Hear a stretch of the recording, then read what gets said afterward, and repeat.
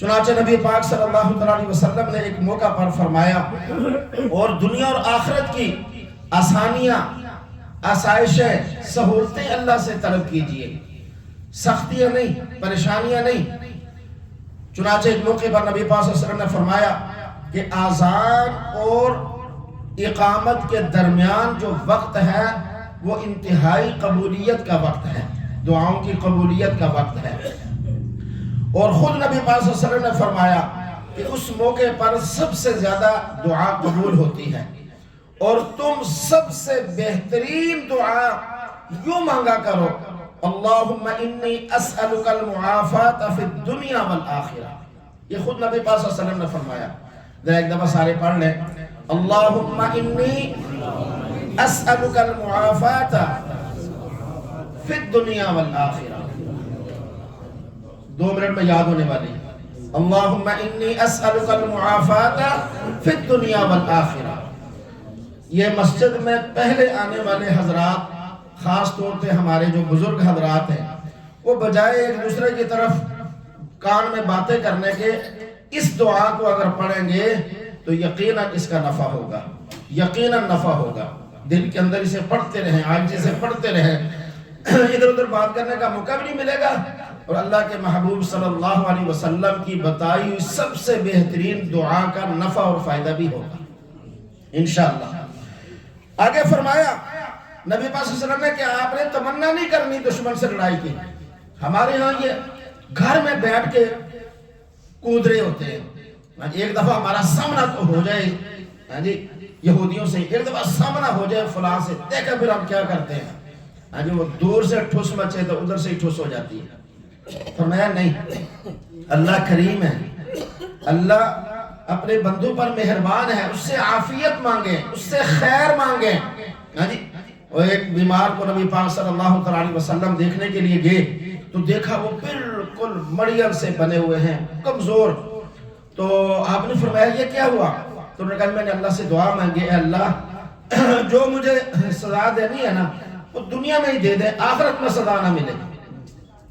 تو نبی پاک صلی اللہ علیہ وسلم نے فرمایا اللہ کے بندے تو نے یہ کیوں کہا؟ تو نے یہ کیوں نہیں کہا اے اللہ دنیا اور آخرت میں میرے ساتھ مہربانی فرما؟ تم نے یہ دعا کیوں نہیں کی اللہ سے؟ یہ اللہ سے کہنا ضروری ہے کہ اے اللہ تو نے جو سزا دینی ہے بھائی یہی دے لے؟ نہیں، اللہ سے اس کی مہربانی طلب کیجئے، اللہ سے اس کا فضل طلب کیجئے۔ پھر انہوں نے وہی دعا مانگی، تھوڑے عرصے بعد وہ صحت مند ہو گئے، عافیت سے ان کو صحت مل گئی، تندرستی مل گئی۔ تو اس لیے ہمیشہ اللہ سے عافیت۔ لیکن فَإِذَا لَقِيتُمْ فَاصْبِرُوا، اگر خدا نہ خواستہ دشمن سے ٹکراؤ ہو جائے کسی مقام پر، پھر پیٹھ نہیں دکھانی، پھر صبر کرنا ہے، پھر ان سے لڑنا ہے۔ وَاعْلَمُوا أَنَّ الْجَنَّةَ تَحْتَ ظِلَالِ السُّيُوفِ، اور یہ جان لو کہ اللہ نے جنت تلواروں کے سائے تلے رکھی ہے۔ آمنا سامنا ہو گیا تو پھر ڈٹ کر مقابلہ کرنا ہے، ورنہ ہمیشہ کیا مانگنی ہے؟ عافیت مانگنی ہے اللہ سے۔ اسی طریقے سے میرے بھائیو بزرگوں اور دوستو، سورہ انفال میں فرمایا وَإِن جَنَحُوا لِلسَّلْمِ فَاجْنَحْ لَهَا وَتَوَكَّلْ عَلَى اللَّهِ، اگر دشمن صلح کی طرف آئے، وہ تھوڑی سی بھی نرمی دکھائے تو فرمایا تم بھی فوراً صلح کی طرف آمادہ ہو جاؤ، صلح کی طرف آ جاؤ، اور اللہ پر بھروسہ کرتے ہوئے صلح کر لو۔ یہ صلح کرنا کوئی بزدلی نہیں ہوتی، اصل مقصد دنیا کے اندر لڑ جھگڑ کر دنیا کو ختم کرنا نہیں ہے، دنیا کو تو آباد کرنا ہے، ہاں فساد کو ختم کرنا ہے، فساد کی جڑ کاٹنی ہے، فسادیوں کو ختم کرنا ہے تاکہ باقی لوگ امن اور سکون سے رہیں۔ جو کفار امن اور سکون سے زندگی گزارتے ہیں ان کے خلاف لڑنے کا کوئی حق نہیں ہے، نہ اسلام نے اجازت دی، بلکہ مسلمانوں کے ملک میں ان کے حقوق بھی مسلمانوں کے برابر اللہ نے رکھے ہیں کہ کوئی ذمہ قتل ہوگا تو مسلمان اس کے بدلے میں اسی طرح قتل ہوگا جیسے مسلمان کو مارنے سے مسلمان کو قصاصاً قتل کیا جائے گا، دیگر بھی مراعات ہے۔ اور سنو بھی ایسی جو ایسی شرائط پر ہو کہ جس میں مسلمانوں کی مصلحت اور ان کا فائدہ ہو، جیسے صلح حدیبیہ ہے جو بالآخر فتح مکہ کا سبب بنی۔ تو ایسی سلو ہو، لیکن ایسی سلو تب ہوتی ہے جب مسلمان اپنے آپ کو مسلمان بنائیں، اللہ اور اس کے محبوب صلی اللہ علیہ وسلم کا فرما بردار اور تابعدار بنائیں، تب ہوتی ہے۔ جب وہ اپنا حیثیت ہی خود گنوا دیں تو پھر سنو کفار اپنی طاقت سے اپنی شرائط کے مطابق بنواتے ہیں۔ تو فرمایا وَلَا تَعْتَدُوا، زیادتی نہ کرنا ان کے ساتھ پہل کر کے۔ اور دوسرا اس کا معنی یہ بنتا ہے کہ نبی پاک صلی اللہ علیہ وسلم نے فرمایا، اور یہ معنی آپ کے اس یعنی فرمان سے واضح ہوتا ہے جو مسلم شریف کی روایت کے اندر ہے کہ آپ نے فرمایا اغزو بِاسْمِ اللَّهِ فِي سَبِيلِ اللَّهِ، جب بھی اللہ کی راہ میں جہاد ہو تو اللہ کے نام سے اس کی ابتدا ہونی چاہیے۔ آگے فرمایا قاتلوا من کفر باللہ، تمہارا قتال کفار کے مقابلے میں ہونا چاہیے، کفار کے مقابلے میں۔ نبی پاک صلی اللہ علیہ وسلم نے فرمایا دیکھو لا ترجعوا بعد کفارا، کہیں میرے بعد تم ناشکر نہ بن جانا، یضرب بعضکم رقاب بعض، کہ ایک دوسرے کی گردنیں مارنے والے بن جاؤ۔ فرمایا تمہارا قتال کفار کے خلاف ہو۔ اے مسلمانوں، تمہارا قتال آپس میں نہیں ہونا چاہیے، بلکہ تم پر جنگ مسلط کرنے والے کفار کے خلاف تمہیں لڑنا چاہیے، نہ کہ آپس میں۔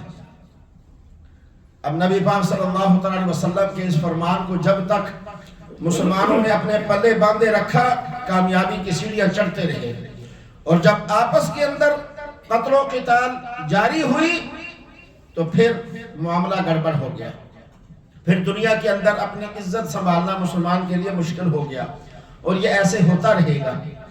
چنانچہ نبی پاک صلی اللہ علیہ وسلم کا فرمایا ہوا جملہ وہ قیامت تک بالکل صحیح اور سچا ہے، جو اس پر عمل کرے گا کامیاب، نہیں کرے گا تو ناکام۔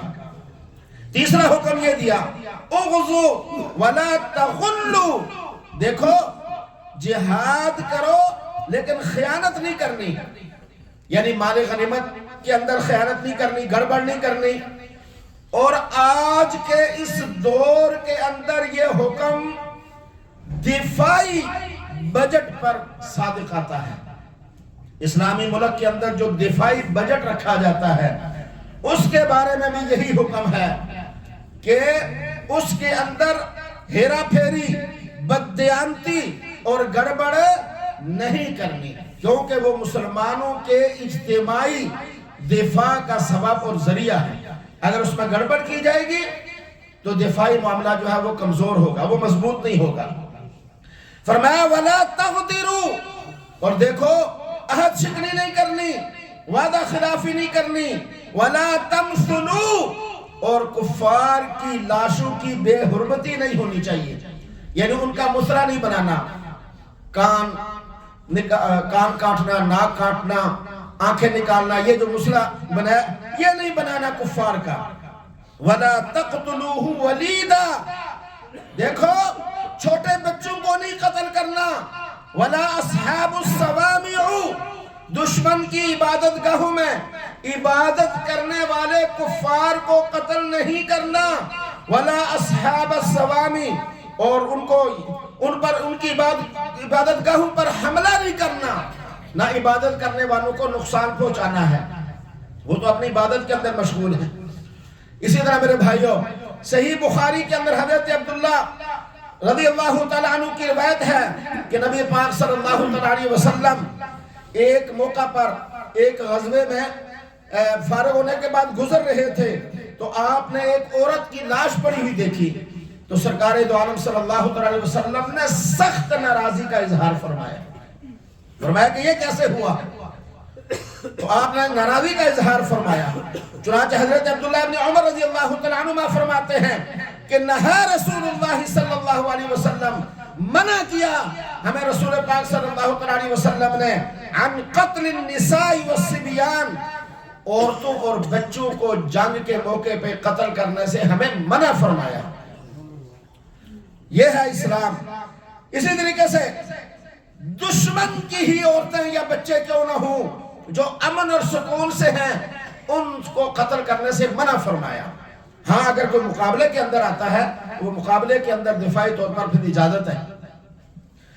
اسی طریقے سے سیدنا صدیق اکبر رضی اللہ تعالیٰ عنہ نے جب شام کے علاقے میں سیدنا یزید ابن ابی سفیان رضی اللہ تعالیٰ عنہما کو ایک لشکر کا امیر بنا کر بھیجا تو روانہ کرتے وقت 10 نصیحتیں فرمائی. آپ نے فرمایا کہ ان 10 نصیحتوں پر عمل کرتے ہوئے آپ نے کفار سے مقابلہ کرنا ہے، ان سے لڑنا ہے، ان سے جہاد کرنا ہے.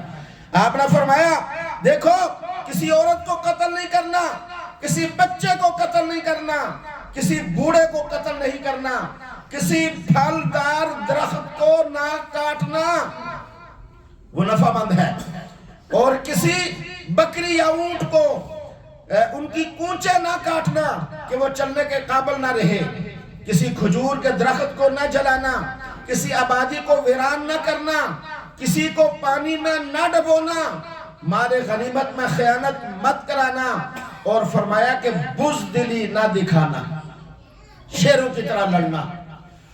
چنانچہ حضرت عبداللہ بن عباس رضی اللہ تعالیٰ عنہ فرماتے ہیں کہ لا تعتدو کا ایک مطلب یہ بھی ہے، چونکہ آج ہماری گفتگو ہو رہی ہے لا تعتدو پر، کہ اللہ فرماتے ہیں کہ حد سے تجاوز نہ کرنا، زیادتی نہ کرنا، جو حدیں اللہ نے مقرر کی ہوئی ہیں ان کو مت پھلانگنا، ان سے آگے نہ جانا.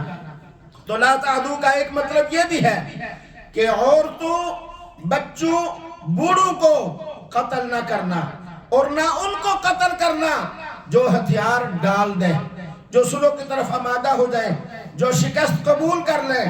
اگر تم نے ان کو قتل کیا تو گویا تم حد سے تجاوز کرنے والے بن جاؤ گے. حد سے تجاوز نہیں کرنا.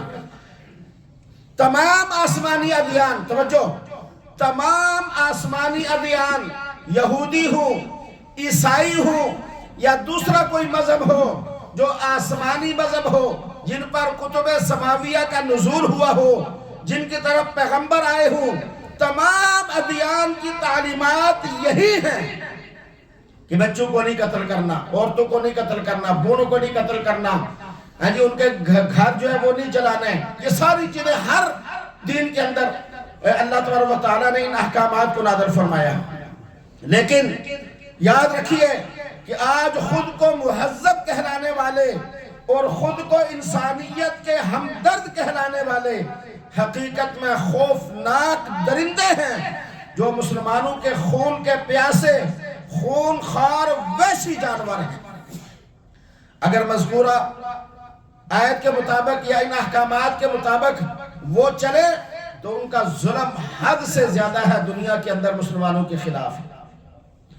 اسی طریقے سے میرے بھائی اور بزرگوں، آیت کے دوسرے حصے کو اگر پہلے حصے کے ساتھ نہ ملائیں بلکہ الگ اس کو لیں تو پھر بھی اس کے بہت سارے معانی اور مطالب بنتے ہیں.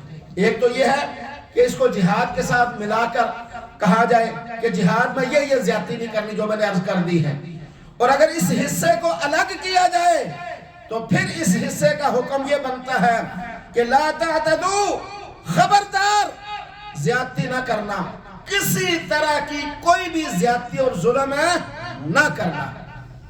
اللہ زیادتی کرنے والوں کو، حد اعتدال سے باہر نکلنے والوں کو پسند نہیں فرماتا.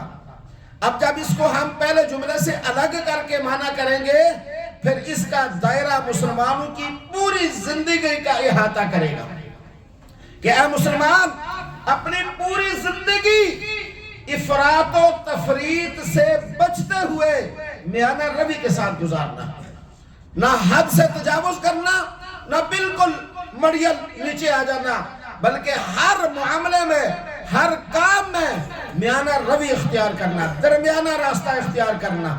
چنانچہ عبادت میں بھی غلو کرنے سے روکا گیا ہے. عبادات کے اندر بھی غلو نہیں کرنا، اپنی طاقت کے مطابق، اپنی وسعت کے مطابق عبادت ہے. صوم الدہر رکھنے سے منع فرمایا، ہمیشہ روزہ نہیں رکھنا کیونکہ انسان اتنی طاقت نہیں رکھتا. اسی طریقے سے نماز کوئی بھی عمل ہے اس کو میانہ روی کے ساتھ اختیار کرنا ہے. اور آپ نے فرمایا بہترین عبادت وہ ہے بہترین عمل وہ ہے جو ہمیشہ ہو اگرچہ تھوڑا ہو۔ چنانچہ نبی پاک صلی اللہ علیہ وسلم ایک موقع پر حج کے موقع پر کنکریاں اٹھائے، شیطان کو کنکریاں مار رہے تھے، ایک خاص سائز کی کنکریاں اٹھائی آپ نے جس شریعت نے جو اجازت دی ہے۔ آپ کنکریاں مارتے ہوئے یہ فرما رہے تھے، یا ایوہ الناس، اے لوگو، ایاکم والغلو فی الدین، خبردار دین میں بھی غلو اختیار نہ کرنا، دین کے اندر غلو اختیار نہ کرنا۔ فَإِنَّمَا أَهْلَكَ مَنْ كَانَ قَبْلَكُمُ الْغُلُوُّ فِي الدِّينِ، کیونکہ تم سے پہلے جو قومیں جو دیندار یا جو مذہبیں وہ برباد ہوئی ہیں، ہلاک اور تباہ ہوئی ہیں، وہ دین کے معاملے میں حد سے زیادہ تجاوز کرنے والے لوگ تھے۔ جو قومیں پہلے تباہ ہوئی، اپنے نبیوں کی بات کو نہیں مانا، وہ دین میں حد سے تجاوز کرنے والے لوگ تھے، اس لیے وہ برباد اور تباہ ہو گئے۔ اے میری امت کے لوگوں، تم دین میں غلو نہ کرنا، جو جس کا مقام ہے وہی مقام اس کو دینا، جو جہاں نبی پاک صلی اللہ علیہ وسلم کے طریقے سے جو عبادت جس طرح ثابت ہے اسی طرح اس کو رکھنا۔ چنانچہ آج آپ نے دیکھا ہوگا کہ سوشل میڈیا کا دور ہے، ہاں جی، لوگ بوتلیں مار رہے ہوتے ہیں، ہاں جی، اور ڈنڈے مار رہے ہوتے ہیں، پتھر تھوڑے بڑے بڑے کر کے اس کو مار رہے ہوتے ہیں۔ کئی لوگ پیچھے سے دوڑ لگا کر، جیسے وہ کرکٹ کھیلتے ہوئے بول کر آتے ہیں، دوڑ لگا کر پیچھے سے آ کر ویسے مارتے ہیں وہ شیطانوں کو۔ بھئی وہاں شیطان تھوڑا کھڑا ہے، یہ تو حکم ہے اللہ کا، اور اللہ کا حکم پورا کرنا ہے آقا کریم صلی اللہ علیہ وسلم کے طریقے کے مطابق، جیسے آپ نے بتایا۔ وہ تو ایک حکم ہے، اس کو پورا کرنا ہے، بجائے اس کے کہ شیطان کو کنکریاں مارے۔ خود حج کرنے کے لیے گیا ہوا شیطان بن کر وہاں کھڑا ہو جاتا ہے۔ شیطان کو کیا مارنی ہے؟ ہر چیز کے اندر میانہ روی، اعمال کو اپنی سطح پر رکھنا، جس کا جو درجہ ہے اس کو وہی مقام دینا، اس کا دین نے حکم دیا، اس سے آگے نہیں بڑھنا۔ اللہ کا جو مقام اور مرتبہ ہے وہ اللہ کا ہے، اللہ کی مخلوق کا جو ہے وہ اللہ کی مخلوق کا ہے۔ ان میں سے انبیاء کا اپنا درجہ، پیارے آقا کریم صلی اللہ علیہ وسلم کا سب سے افضل اور اعلیٰ درجہ، اسی طرح اولیاء کا درجہ، اسی طرح رشتوں میں باپ کا اپنا درجہ، ماں کا اپنا درجہ، بیوی کا اپنا، بہن کا اپنا، بچوں کا اپنا۔ انزل الناس منازلہم، فرمایا آقا کریم صلی اللہ علیہ وسلم نے، ہر ایک کو اس کے مرتبے کے مطابق اس کی عزت اور احترام کرو۔ اسی طریقے سے فرمایا جب خرچ کرو تب بھی میانہ روی اختیار کرو، خرچ کرنے میں بھی حد اعتدال سے نہ آگے بڑھنا ہے نہ نیچے رہنا ہے۔ چنانچہ فرمایا لا تجعل یدک مغلولۃ الی عنقک، اے میرے بندے اپنا ہاتھ کہیں گردن سے نہ باندھ لینا کہ جب تک کہ جیب تک جائے ہی نہ، اتنا کنجوس مت بن جانا کہ ضرورت مند بیچارے ترستے رہیں اور تو مال جمع کیے رکھے اور اسی طرح مر جائے، ایسا نہ کرنا۔ اور فرمایا وَلَا تَبْسُطْهَا كُلَّ الْبَسْطِ، اور نہ ہی ایسے فضول خرچ بن جانا کہ مال خرچتے ہی چلے جاؤ، بیجا خرچتے ہی چلے جاؤ۔ اور فَتَقْعُدَ مَلُومًا مَدْحُورًا، ایسا نہ ہو کہ پھر ملامت اور قلاش ہو کر بیٹھنا پڑ جائے، تنگ دست ہو کر نہ بیٹھ جاؤ کہ سارا مال خرچ کر دیا۔ بلکہ فرمایا چاہے خرچہ ہو، چاہے اللہ کے راستے میں ہی کیوں نہ دینا ہو، حساب کا دینا کے بعد میں پچھتانا نہ پڑے۔ جب منت مانو، نظر مانو تو اتنی ہی جتنی بعد میں برداشت کر سکو۔ مشکل پڑی ہوتی ہے، 100 نفل کی منت مان لیتے ہیں، خاص کر عورتیں جو ہیں وہ گھر میں بتائیں ان کو جا کر کہ اللہ پاک کو وہ رشوت کی ضرورت نہیں ہے، تمہارا جو کام ہے وہ بغیر اللہ کے کو نظر ماننے کے بھی اللہ پاک کرنے پہ قادر ہے۔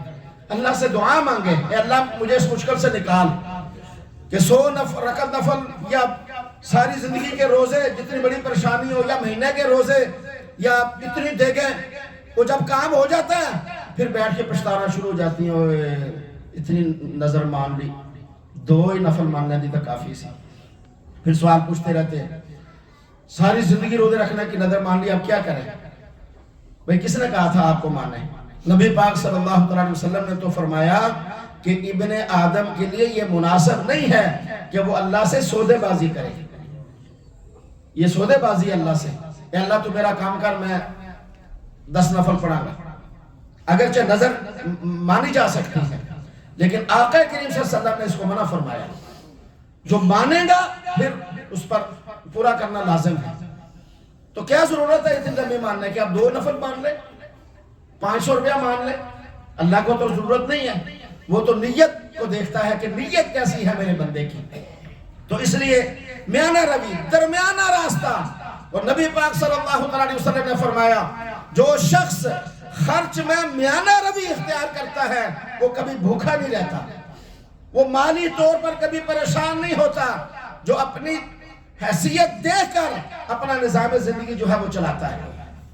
سورہ فرقان میں فرمایا والذین اذا انفقوا، صاحبان ایمان جب خرچ کرتے ہیں تو لم یسرفوا ولم یقتروا، نہ وہ اسراف کرتے ہیں نہ ہی وہ کنجوس بنتے ہیں، نہ حد سے زیادہ خرچ، نہ بالکل ہی ہاتھ کھینچ لینا.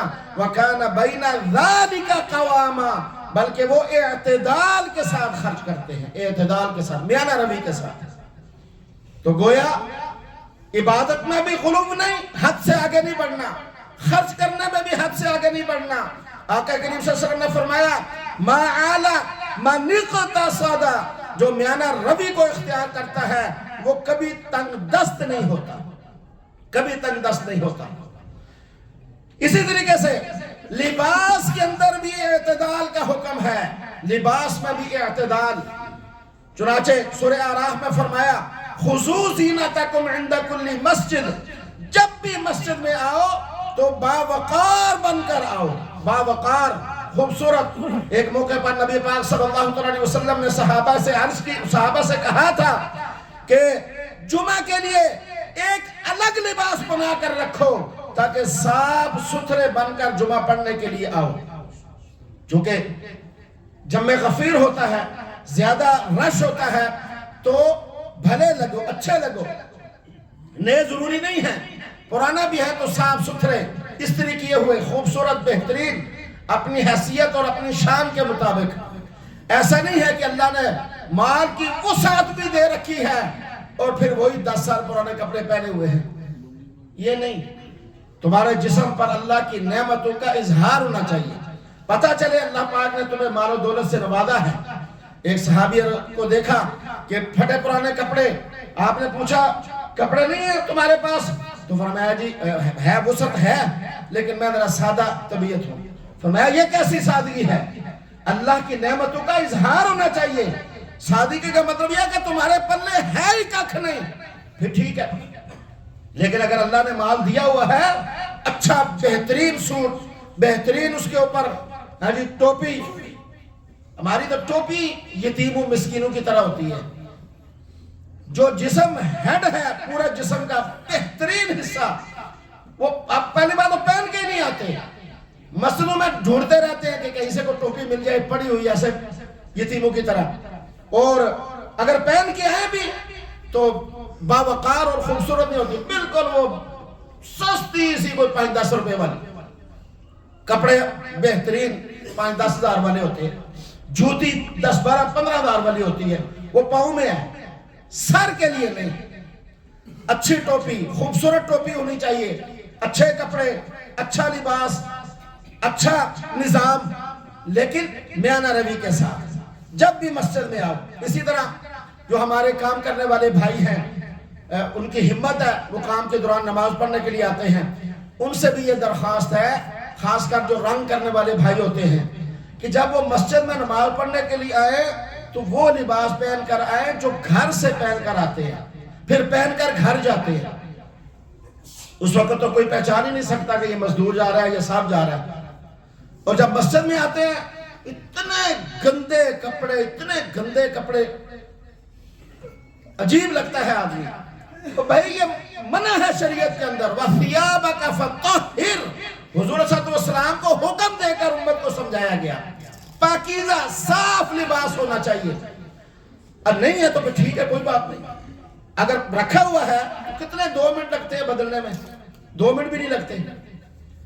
وہ لباس پہن کر آئے جو گھر سے پہن کر آتے ہیں، گھر پہن کے جاتے ہیں خوبصورت، اللہ کے ہاں آ رہے ہیں. کس کے گھر آ رہے ہیں؟ اونچی بتائیں. تو ہم اپنے کسی میزبان کے گھر وہ کپڑے پہن کے جا سکتے ہیں؟ جو اللہ پوری کائنات کا خالق و مالک اس کے گھر پہ آتے ہیں تو کم از کم صاف ستھرے کپڑے پہن کے آئے. اس کی میزبانی میں ہم آ رہے ہیں، اس کے مہمان بن کے آ رہے ہیں. اسی طریقے سے چال ڈھال کے اندر بھی اللہ نے فرمایا کہ میانہ روی اختیار کرنی ہے. زندگی کے ہر شعبے میں میانہ روی، چال ڈھال کے اندر بھی. چنانچہ فرمایا لا تمشی فی الارض مرحا، زمین پر اکڑ کر نہ چلنا.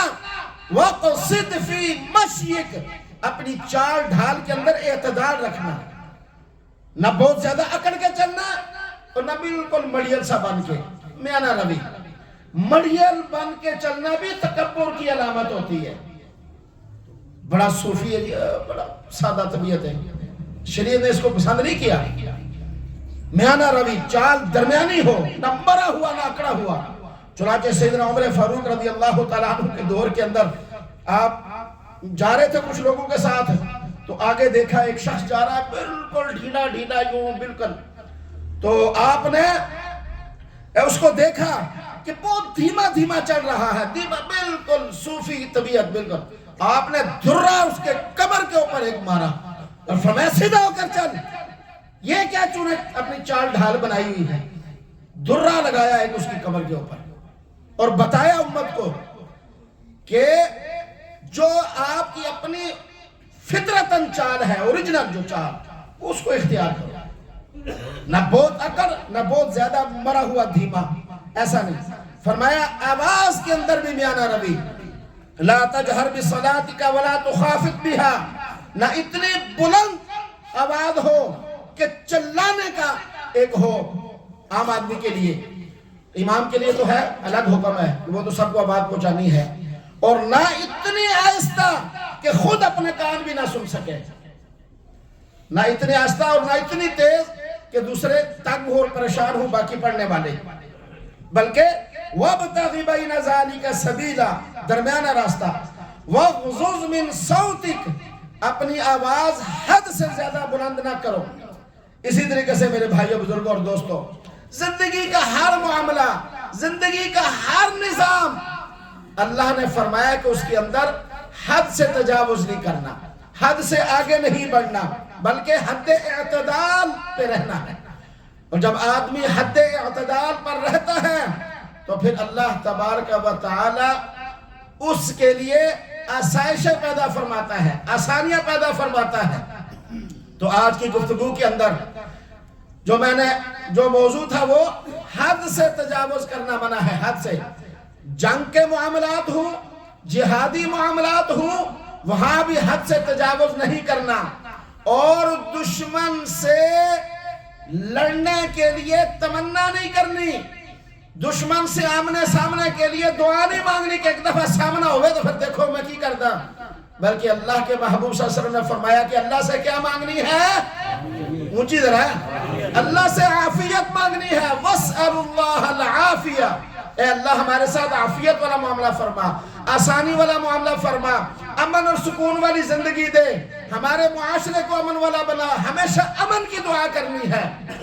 اور آخر میں پھر بتاتا چلوں کہ نبی پاک صلی اللہ علیہ وسلم نے فرمایا کہ اذان اور اقامت کے درمیان جو وقت ہے یہ دعاؤں کی قبولیت کا وقت ہے. اس وقت میں جو بھی دعا مانگی جائے وہ اللہ اسے قبول فرماتا ہے. اور خود نبی پاک صلی اللہ علیہ وسلم نے فرمایا کہ سب سے بہترین دعا جو اس وقت میں مانگنے والی ہے وہ یہ ہے، اللہم انی اسألک العافیت فی الدنیا والآخرہ. بعد میں آنے والے لوگوں کے لیے ایک دفعہ سارے پڑھیں میرے ساتھ، اللہم انی اسألک العافیت فی الدنیا والآخرہ. یہ یاد کریں، جب مسجد میں آئے اس کو پڑھتے رہا کریں. اتنی دعا کے اندر ساری دنیا کی ضرورتیں وہ چھپی ہوئی ہیں، کیونکہ یہ نبی پاک صلی اللہ علیہ وسلم کی زبان مبارک سے نکلی ہے. اور آپ نے فرمایا سب سے بہترین دعا ہے، تو یقیناً کیا ہے؟ سب سے بہترین دعا ہے تو دنیا کی جتنی آپ کی ضروریات ہیں، جتنی پریشانیاں، جتنی تکالیف، جتنی مصیبتیں، جتنے مسائل، جتنے مسئلے، وہ سارے کے سارے اس کے اندر چھپے ہوئے ہیں۔